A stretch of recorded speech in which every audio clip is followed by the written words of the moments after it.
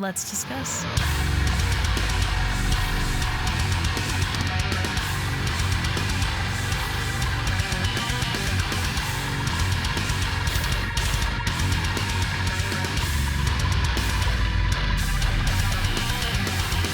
Hey everyone, it's Rachel back again with another video. Today I'm going to be talking about my top 10 EPs from 2022.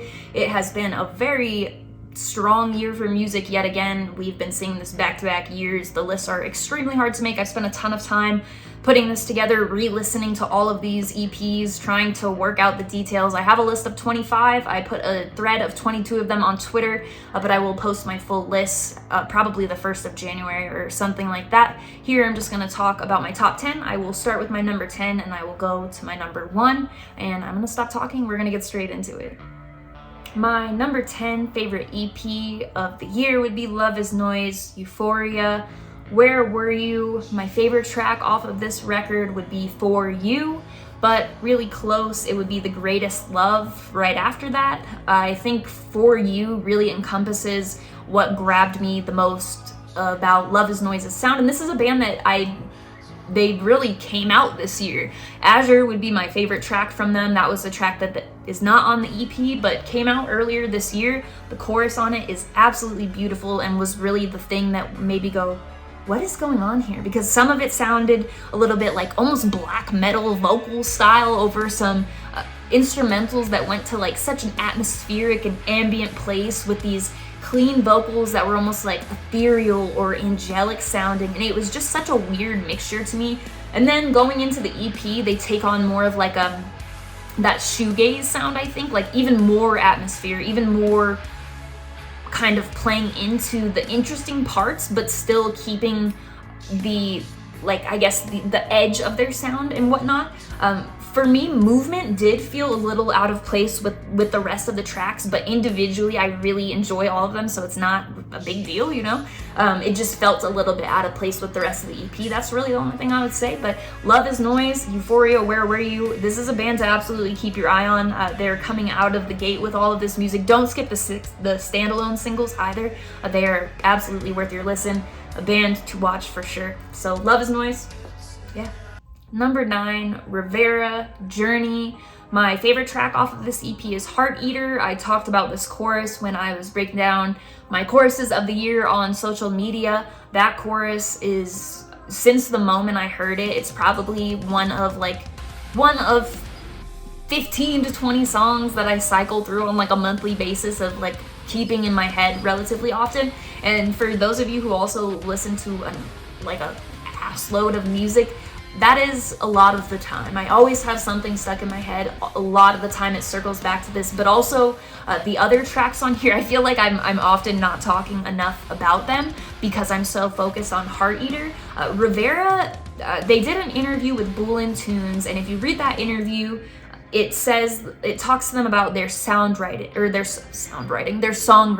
and the way they write their songs is super interesting, and I think contributes a lot to how they have like a super wide soundscape where those, like if you listen to that Heart Eater chorus, I hate to bring it up again, but listen to everything coming through in the background, all that like atmosphere, all the more like, I don't want to say just the synthy stuff because there seems to be a lot more to it that I probably don't understand, but the way they do their songwriting is their vocalist actually like creates the soundscapes and stuff. The band members put the lyrics together for the vocalist to arrange in the song. So very interesting way of writing, and I think it comes across very well. If you go back and listen to their album In Between, it's very good, but then when they had their standalone singles, like Bloom is my favorite of all of their songs, I think, even over Heart Eater. But there's just something that feels different about those standalone singles and this EP. And the fact that it carried over into this EP, there's no way it wouldn't end up in my top 10. I am a sucker for that sound. So that, though Heart Eater is my favorite, it's no skip EP for me. Another band to keep your eye on for sure, Revaira. I messed up the beginning of this, so I need to record it here. My number 8 here is Lost in Separation, The Secrets We Keep. This is a band that I've had on my radar for a while now, so I got to do a few videos on the channel. Some of the songs from the EP actually were before I had my YouTube channel, but they were, you know, they went through the process of getting signed, releasing, and the material that they put out now, and I saw them on Invent Animate's headlining tour this year. They put on an incredible performance, but also they played a couple of new tracks, 3 new tracks, and they sounded just as good, if not better. So it sounds like they're continuing with that momentum, moving in the right direction. For me, the choruses on this are huge, a huge part, but also the drops, like they have the big, if you listen through it, they're like some, I love the swear drops, like fuck, shit. There's like a shit drop on there that sounds so weird, but y'all know what I'm saying. That has like all sorts of like the instrumental piece after it is just perfect to me. So I love this sound. This is a band that I was waiting for them to put out the new material, so very excited. And then for them to play 3 new tracks this year, I mean, as I had mentioned, it was sort of like a slow burn release over time with like Chasing Apparitions was I think maybe one of the older ones, but that's one of my favorite tracks off of it. But really, this is another one that makes it difficult for me to pick just one track. I feel like if this is a band that I just kind of like gush over when I talk about them. So this EP, if you listen to it, I feel a few people have mentioned when I suggest this to them that it sounds like Rachelcore to them. So it is exactly on par with my taste, with what I'm looking for. Those big drops, there's like moments that sort of throw you for a loop that you weren't expecting. I love stuff like that, but overall their sound is just very well polished, on point. They have a album called Sister Moon that's older. I know that their vocalist Vlad is not as ecstatic on it as I am, but I do think it's worth a listen, and it's part of their discography, and you can hear the difference, and it's an excellent record. It's what put them on my radar initially, the title track off that record, but then if you go and listen to the EP, you can really hear that they're like taking their sound and it's becoming more pointed, and yeah, so Lost in Separation, The Secrets We Keep, amazing. If you haven't checked it out by chance, make sure to do so.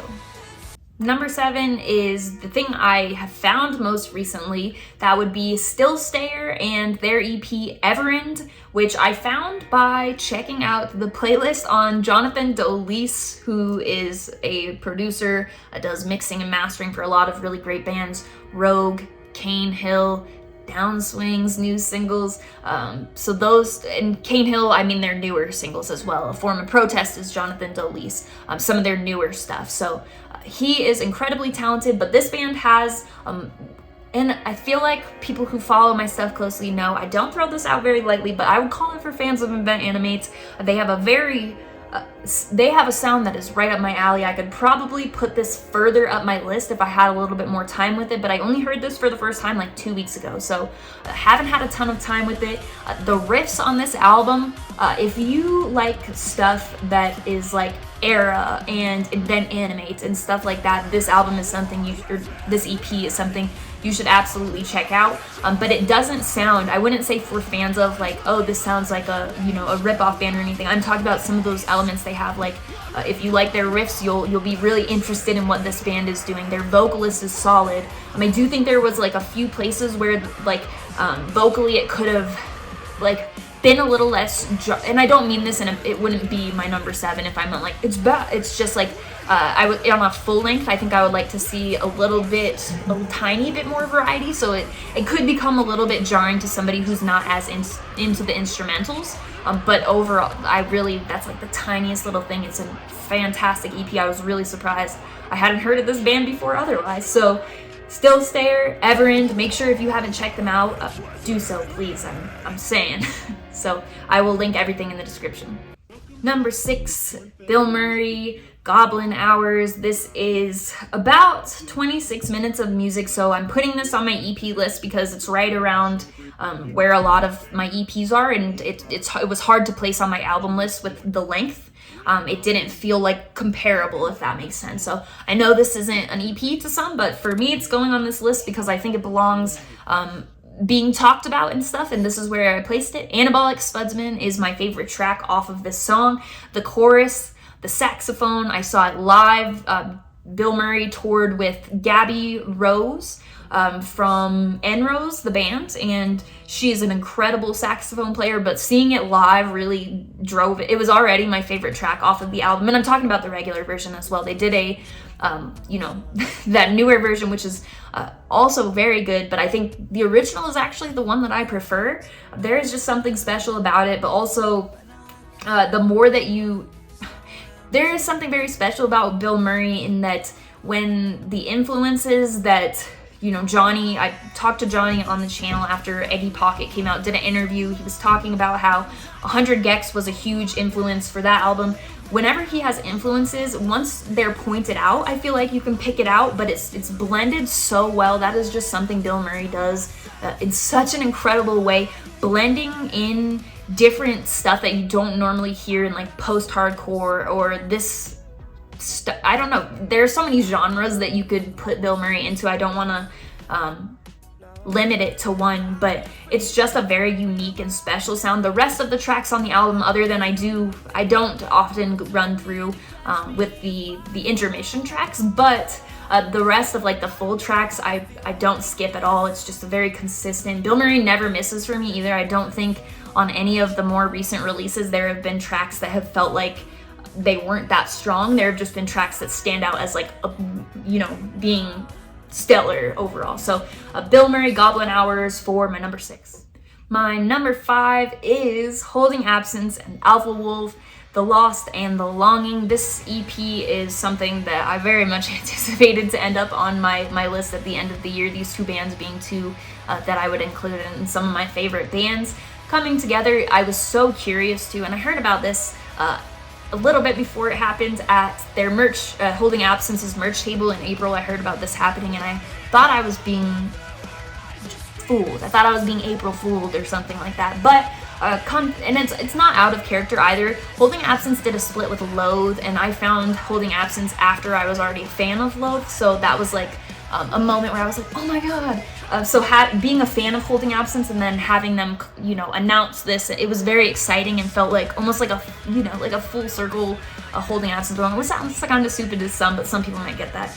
My favorite track is Aching Longing. I think it's a really good mixture of Lockie's part on that song is just such it wasn't what I expected at all from, because I was wondering like, how will Holding Absence feature him on a track? Like, what's it gonna sound like? And I was almost expecting it to go like super heavy to almost an Alpha Wolf sound, but it's not like that. They did such an excellent job, but it's hard for me to pick a favorite track. I could tell you my least favorite, and it's not one that I don't listen to often either. It's Coffin, and I go back to that song a lot. I think that the other three, Aching, like all three of the rest of the tracks, I kind of cycle through being my favorite, and then Coffin has never done that, if that makes sense. So Coffin stays on rotation, it just doesn't make it to that number 1 spot, but very consistent 4 songs. It's 15 minutes of music, but there is not a single minute of it that feels inconsistent or that I don't love, so easily number 5 for me. Number 4, Downswing, New Lows. These 4 tracks are amazing. No Solution is undoubtedly my favorite. That is one of my favorite songs of this year. I put it as my number 8 favorite song from this entire year, and this was a band I really didn't do much listening to before this year. I'm familiar with their older stuff in their discography before they switched vocalists, and it even comes on my Apple Music station sometimes now, and while it's good, it's solid, it just doesn't hold a candle at all to these 4 new singles. All 4 of them. I think Kick Rocks is probably my second favorite because it still shows that like almost in your face toughness. Like some of the stuff on this EP, like Swing Style on that East Coast shit, you motherfuckers, like that makes me laugh. It's so like those call outs, but at the same time Kick Rocks has like that chorus that is catchy at the same time, and that sort of threw me a little bit. I wasn't expecting something like that after getting No Solution, which is just like relentless, and that slow down at the it's just perfect to me. But Kick Rocks added something a little bit different to expect, so I'm very stoked to see what they'll do in the future. This is a band, I know I said this a few times today, but I promise you, this is a band to keep your eye on. I know they've already been working towards what they're going to be doing in the future, and I could not be more stoked. I feel like they have the chance to become like one of my top played bands, because No Solution, seriously, I played that to hell this year. The rest of their songs got a lot of plays from me too, like, don't get me wrong, but No Solution, just something different. Something very different. Another Jonathan Delis band that's working with Jonathan Delis. So he seems to find those bands that have a ton of talent, are newer, and they just get together and put out some shit that's so damn good. But anyway, Downswing, New Lows, amazing. My number 3, Great American Ghost, Torture World.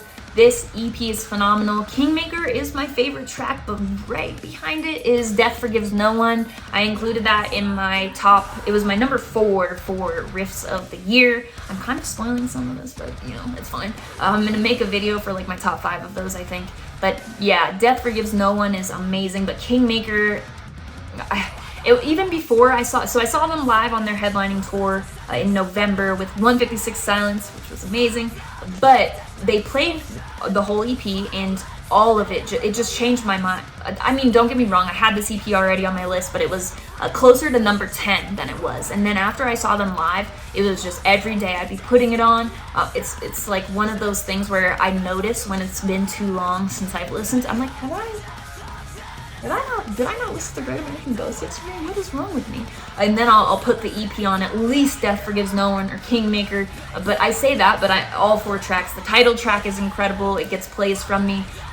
All 4 of them are just no skips. It's super heavy, but then in a few of the tracks you get like almost like these harmonious or like moments. I don't want to call them melodic because they give off like a different vibe, and it's sprinkled in so well to where those moments really stand out. And then otherwise it's just like an ass-beating EP, which is something I really found myself gravitating towards this year. I found myself in the pits. I had so much fun at this show.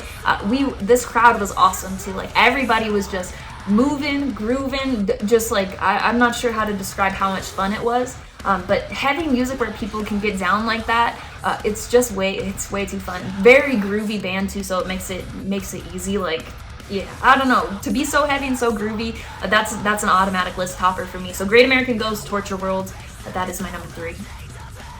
My number 2 is Allt, The Seed of Self-Destruction. This band, I feel like a lot more people are talking about Allt this year, which is wonderful to see.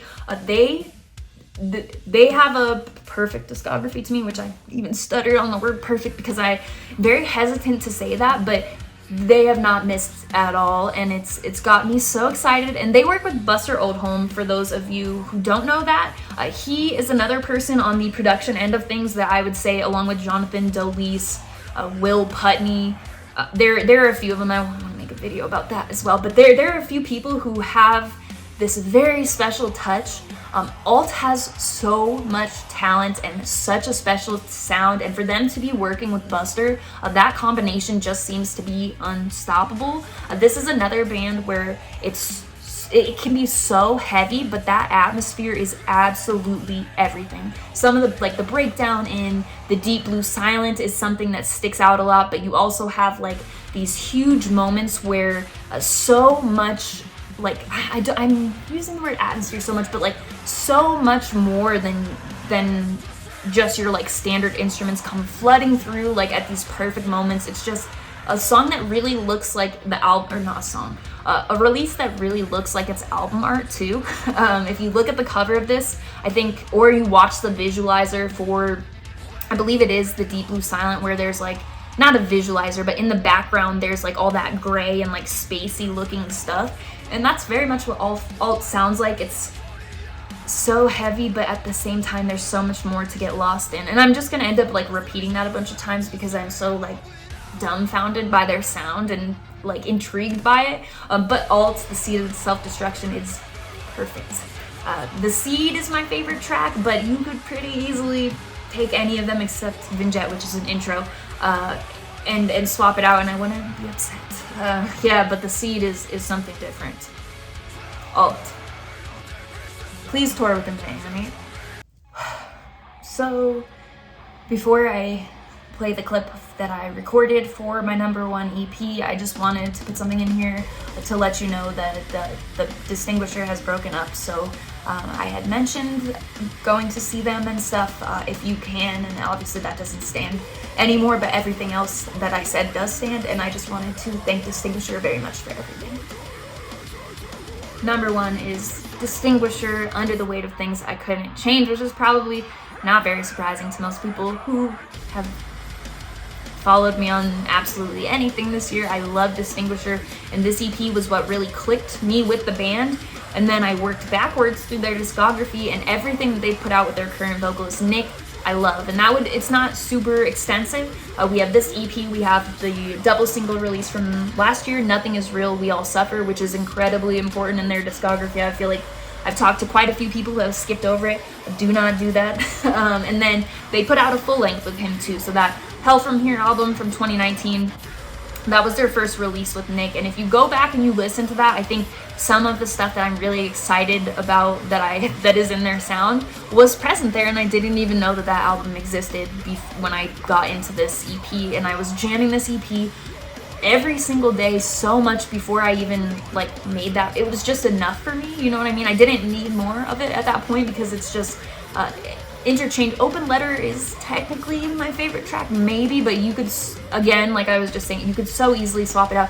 Dying Light, Without End, Coffin of Pain. There are so many reasons all over, and Coffin of Pain really kind of gives a little bit more of a sprinkle of that exciting stuff in their discography. Nothing Is Real, We All Suffer has it too.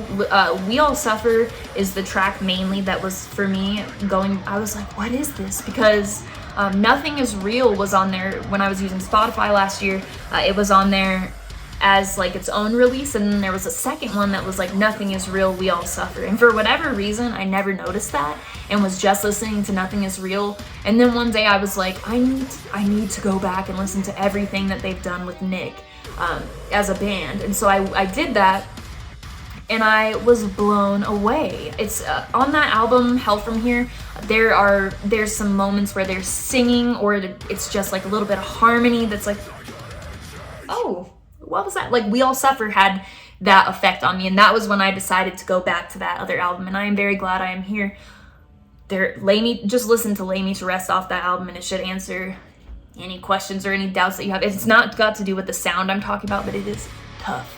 And I'd love to see them play it live. If any of them happen to watch this and are thinking about a set list, I need it. But anyway, they're just such an incredible band, and they have such a promising future. I feel if you listen, and they put so much heart into what they do, and go see them live if you get the chance, and you'll see exactly what I mean. Just a very rewarding band, I feel to watch excel, and they are nailing down their sound, and it seems digging further and further into it. If you go Hell From Here, Nothing Is Real, We All Suffer to the EP, I think you'll hear exactly what I mean, and I cannot wait to see what they have in store for us next. So Distinguisher, that is a band I saw 4 times this year, and would see them again exactly the same way, even though I fractured my face once. So Distinguisher, Under the Weight of Things I Couldn't Change, absolutely my #1.